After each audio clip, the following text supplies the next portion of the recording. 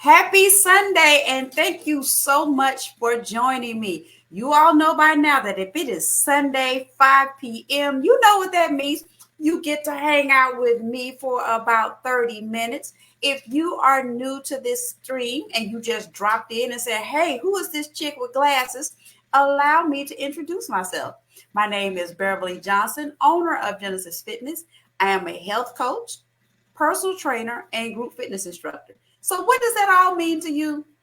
It means not only do I help you build your strategy for what you want to achieve, but I can also put the plan in place and we can execute it.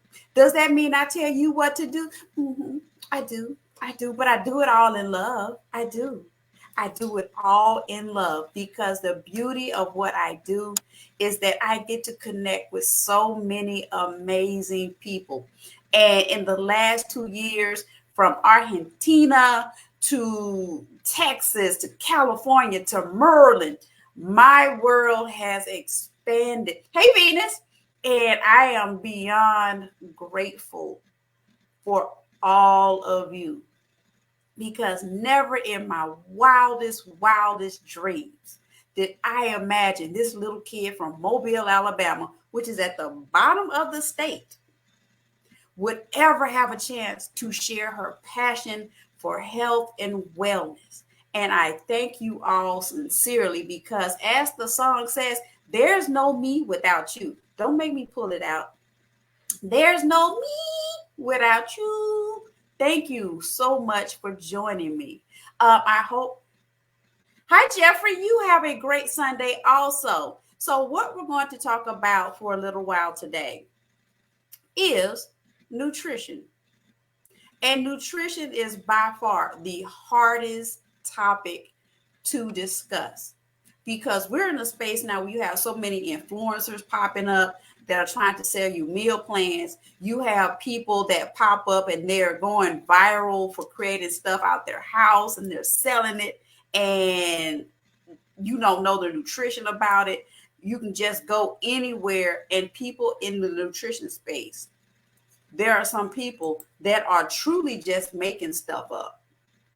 And so I'm always hesitant when I hear people say, well, they say, well, I heard them say, because I'm going to push back like your mama used to do. Go, well, who is that? Who is that? And why did they tell you that? Because hey, Mello, because what makes nutrition complicated is that we're all different and everything is going to react differently to everybody. Think about it. For example, if I recommend to you a certain cologne or perfume, the way I made up, it may have 1 cent reaction. But if I recommend it to you based on your body makeup and your chemical reaction, it may have a totally different response to you. And so when we're talking about nutrition, we have to understand that there's no hard set rule about what will work for Venus, what will work for Jeffrey, will work for me. Because we all have different schedules. We all have different body makeups. We all have different genetic history. We all have different patterns that may run in our family, be it diabetes, high blood pressure. There are certain things that may prevent you from doing certain things. So I'm always leery about telling people I tried my best not to broad brush things and say, well, all you got to do is go keto. All you got to do is go paleo because the results somebody else had, you may not ever have. Hey, girl, hey. So the results you have, I may not have. But there are certain things that I know we want to address. First off the rip.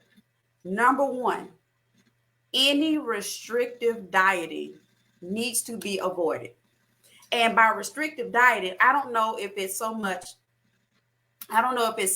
Venus, don't make me rub my eyebrow out. Girl, I just got them right. Don't make me rub my eyebrow off.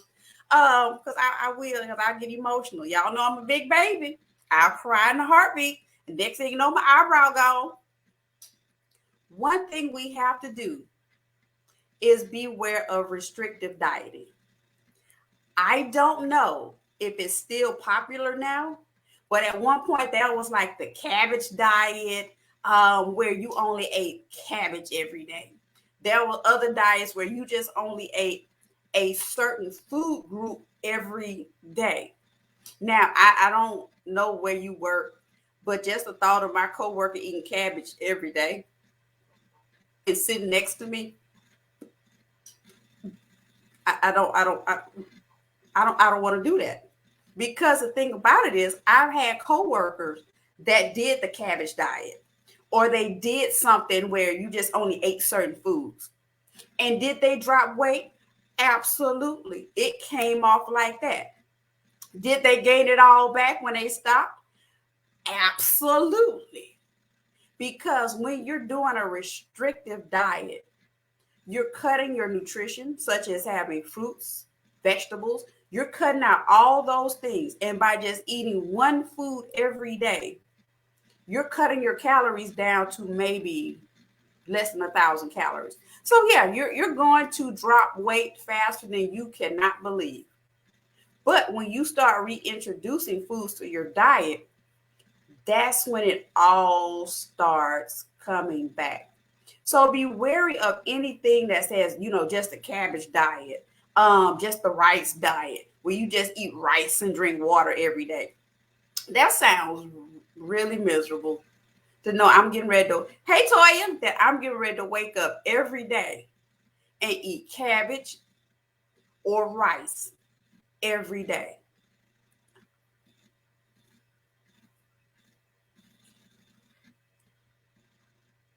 Yes, ma'am. Girl, I thank you so much for your input today, Venus. You have made my day. So when we hear certain things about certain celebrities that I like food too, so that's why I know I will never do a restrictive diet. And so that leads me into point one. When we hear about, celebrities going for movie roles, they need to drop weight fast. So they do like the grapefruit diet, the cayenne pepper, or the vinegar diet because they were told that it burns fat. That method is right in the restrictive eating category because no foods can burn fat. They can't burn fat. They can't make you lose weight any more quickly or increase your metabolism. Intermittent fasting. Hang on, Lydia. I'm getting there. You tried, girl, you almost stole my thunder. That was point two, but I'm coming.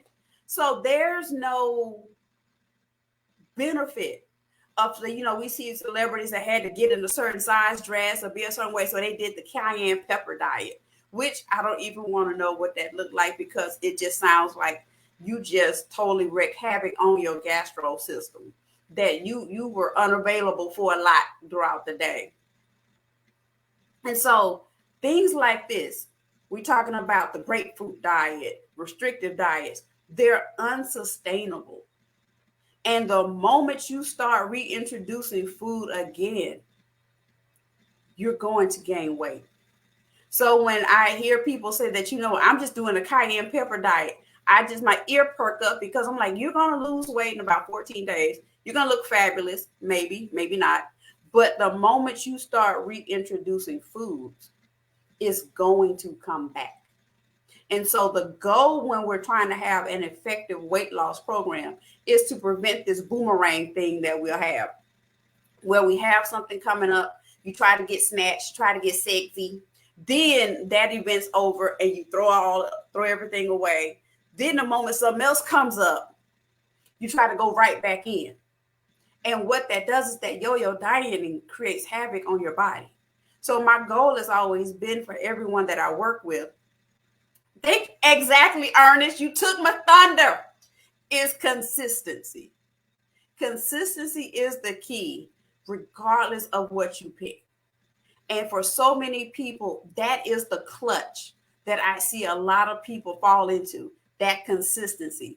Every January, I had coworkers that will sit around and they have their whole meal and life plan. They were going to go intermittent fast and they were going keto. They bought new outfits to go work out in, renewed gym memberships. And by the third week of January, back to square one. And then again, come the spring. So it was this vicious cycle. Oh, the Daniel fast is good too.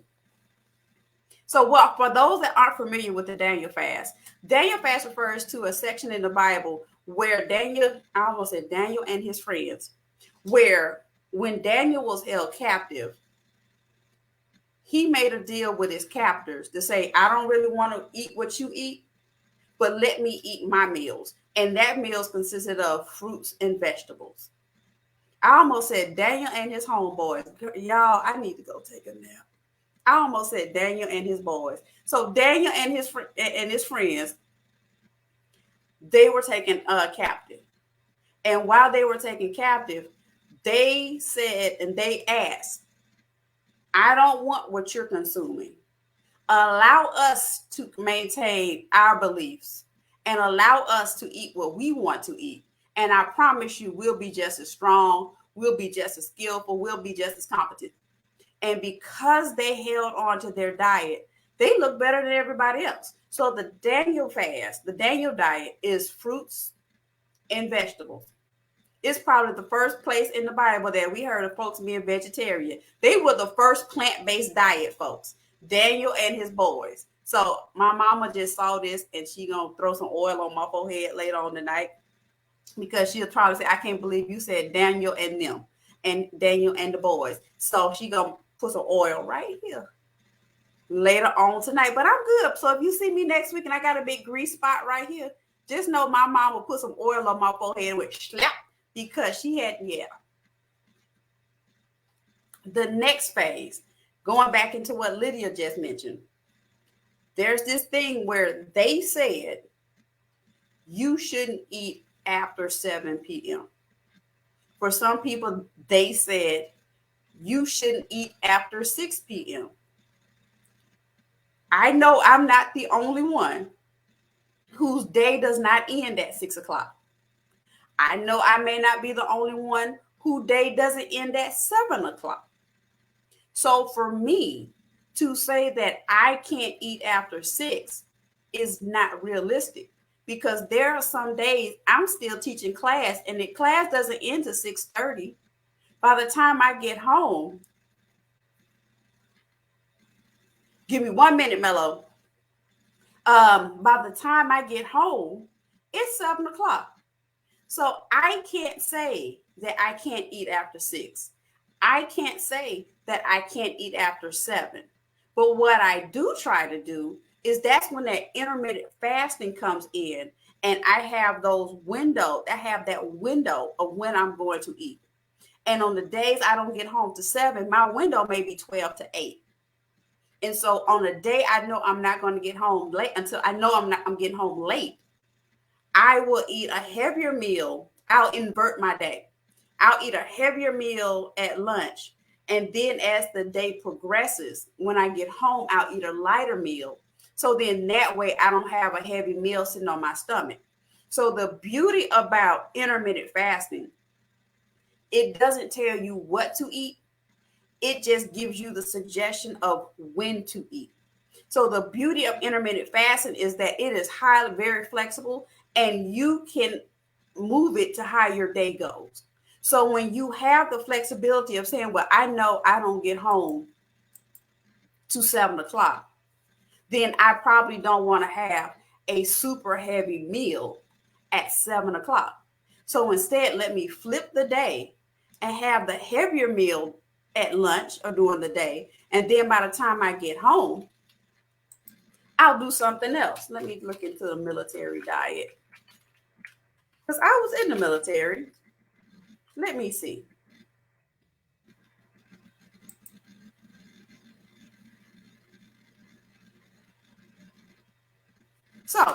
So Mello, what the military diet requires is that you follow a low calorie diet for 3 days and then return to regular eating for 4 days. So the first 3 days, your intake will look like 1,400 calories, 1,200 calories, and 1,100 calories. It also includes specific food combinations to try to boost metabolism and burn fat. I have served in the military. I've never tried the military diet. So I can't tell you if it's effective or not, because truth be told, I don't know anyone that's actually tried it, honestly. So it says, for example, what your day will look like on the military diet. For breakfast, you will have a half a grapefruit, a slice of toast, 2 teaspoons of peanut butter, and a cup of coffee. For lunch, tuna, a slice of toast, coffee. Dinner, 3 ounces of any meat, green beans, half a banana, an apple, and some ice cream. That is what your day will look like.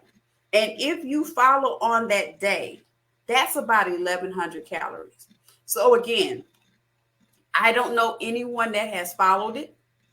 I don't know exactly. So I don't know anyone who's actually followed this diet. I will say, as having served in the military, there were days where we had to go in and eat, and I couldn't tell you what I had because I had to just scarf it down and get back out.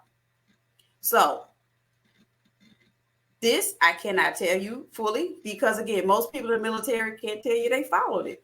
So again, it sounds like,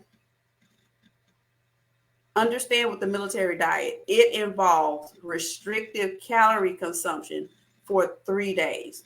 The diet is very limited in choices and includes foods that are high in saturated fat,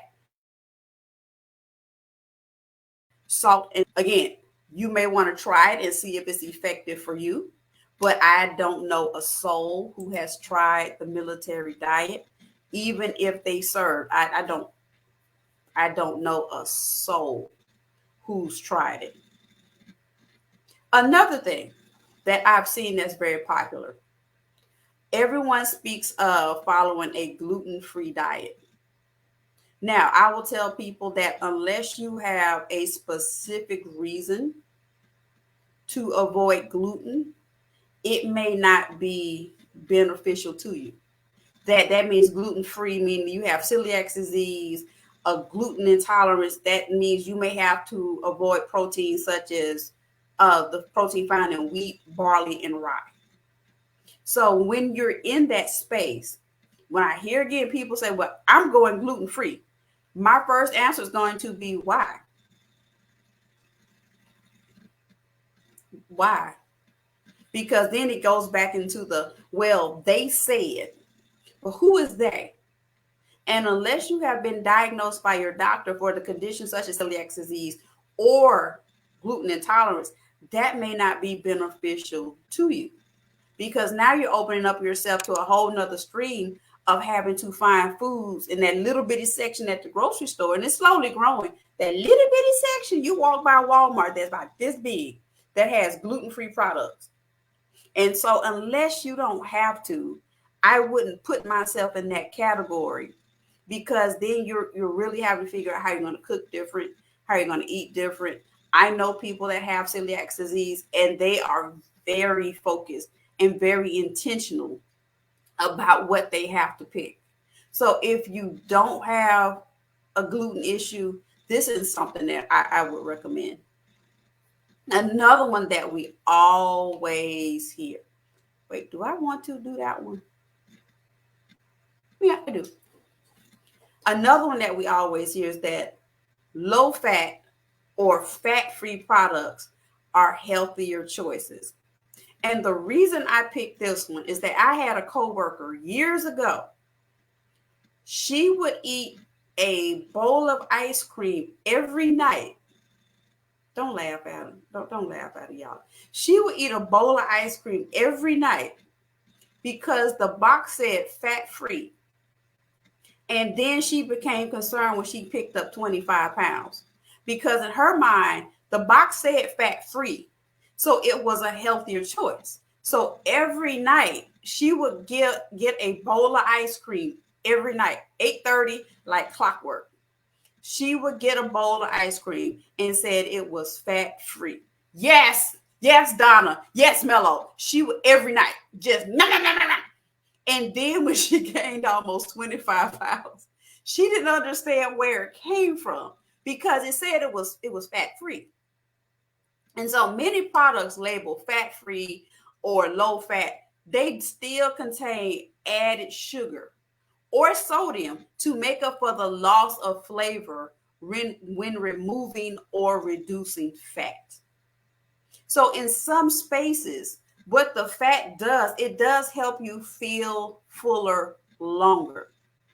So just like my coworker, choosing a fat-free product to reduce calories can backfire as you may find yourself snacking more. And that is what happened to her. Because she saw fat-free, she went all in, and every night she had a snack. Mm-hmm. And every night she gained 25 pounds. And she also hit a space where she was like, well, I've gained it. I don't want to buy no more clothes. So it is what it is. And she just kept eating her fat-free ice cream.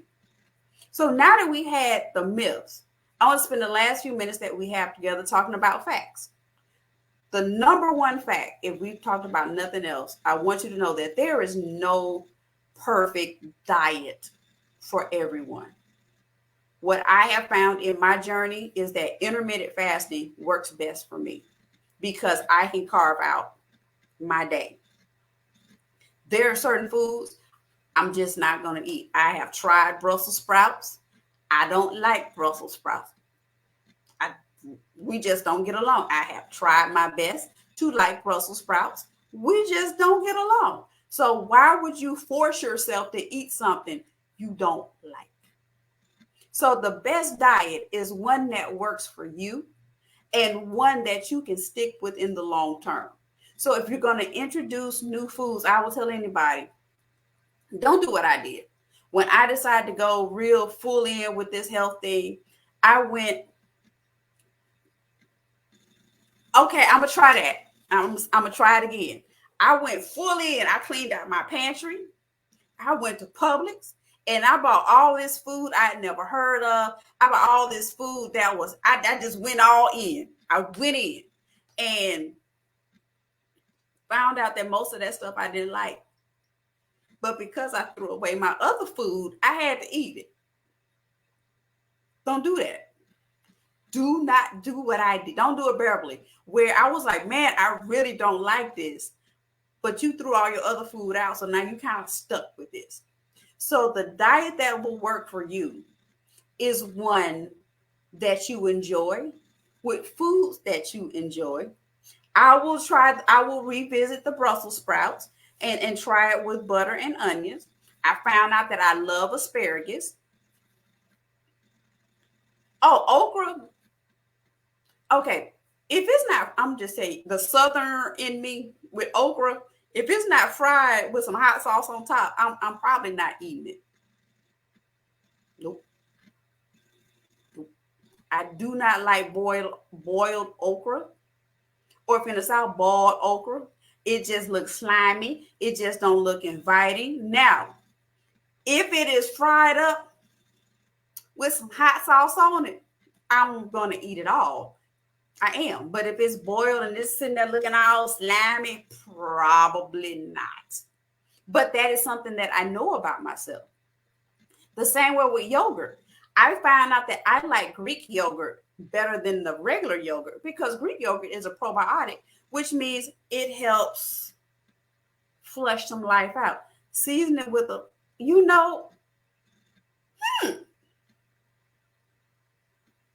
you talk, Lydia, are you talking about the okra?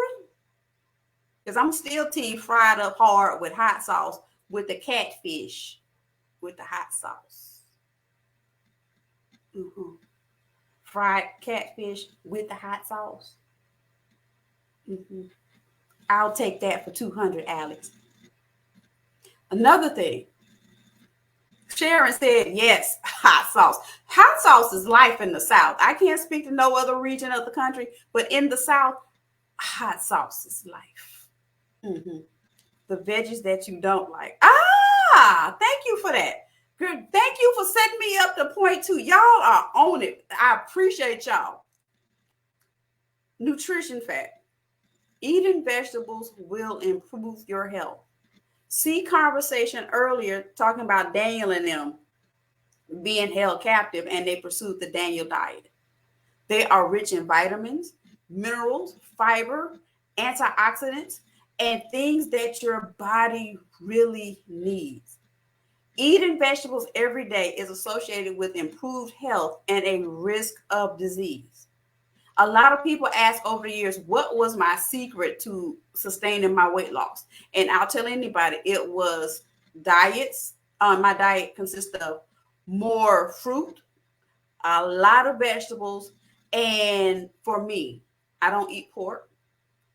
I don't eat red meat because my body just doesn't my body doesn't like it. So I have a diet that's very vegetable, plant-based rich. Sharon, Atlanta born and raised. Hot sauce, yes, hot sauce. I love it. And you can put hot sauce on your veggies too. Mhm. You can put hot sauce on your veggies. So the key that you're seeing for nutrition to be sustainable is plant-based really works. And that doesn't mean you have to go full on in spaghetti squash. Oh, that's good too. Fried only. Y'all in this fried okra. Now I need somebody to make me some fried okra. Y'all talked it up. Now I need some fried okra. Bestie, please. Please, bestie. Fried okra. Okay, I heard yes, yes, and yes. So when we're talking about nutrition, beware of anything that has super restrictive dieting that tells you only have to eat one food group. Beware of anything that tells you that you have to that's low carb or fat free, because referencing my coworker, that's not true. Also, find, instead of trying to go to these extreme diets, I would suggest anyone try intermittent fasting, because intermittent fasting doesn't tell you what to eat, it tells you when to eat. So if you have a day that you know is very fluid and you don't have a solid hours, figure out that window that works for you. So if you have a day where 8 to 6 will work for you, 8 to 6 won't work for me. So 12 to 8 works for me because that gives me that bandwidth to eat.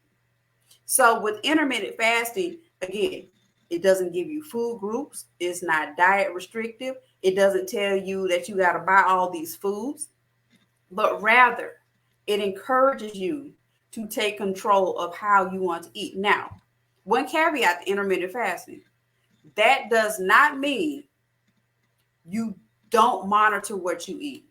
That does not mean you still go to the fast food place and get a biscuit and hash browns.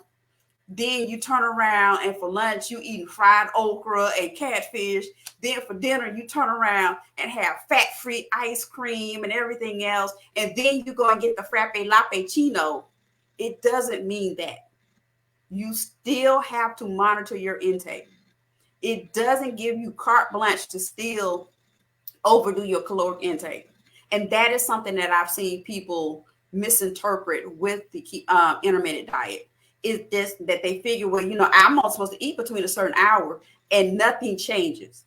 So the intermittent fasting still requires you to be very intentional about what you're going to eat. Where you still have to plan your foods, you still have to plan your snacks and figure out how you're going to eat.